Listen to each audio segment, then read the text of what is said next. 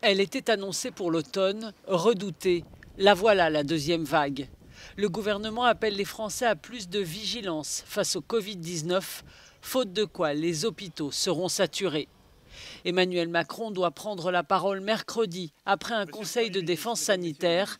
Reste à savoir si des restrictions supplémentaires seront prises. La réalité de la deuxième vague est là. Et donc, j'appelle de façon extrêmement claire à ce que nous mobilisions toutes et tous pour faire face à cette deuxième vague. Il ne peut plus y avoir de relâchement. Le reconfinement général doit être par tout moyen évité. Et encore une fois, c'est possible si nous nous y mettons tous. Le gouvernement n'exclut pas des confinements locaux. La hausse des contaminations se poursuit, nouveau record avec 26 896 cas samedi, mais qui s'explique par la multiplication des tests.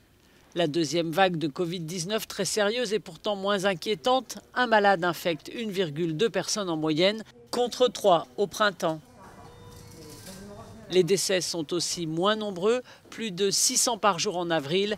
Dimanche, 46 personnes sont mortes du Covid-19.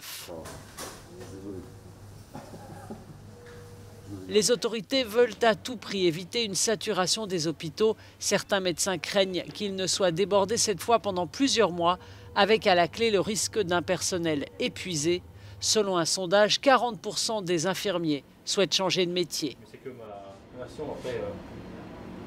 Le gouvernement appelle à limiter les rassemblements familiaux, notamment en vue des vacances de la Toussaint. Et cette distanciation sociale si difficile pour certains pourrait durer jusqu'à la mise en service d'un vaccin au deuxième semestre 2021, au mieux selon les experts.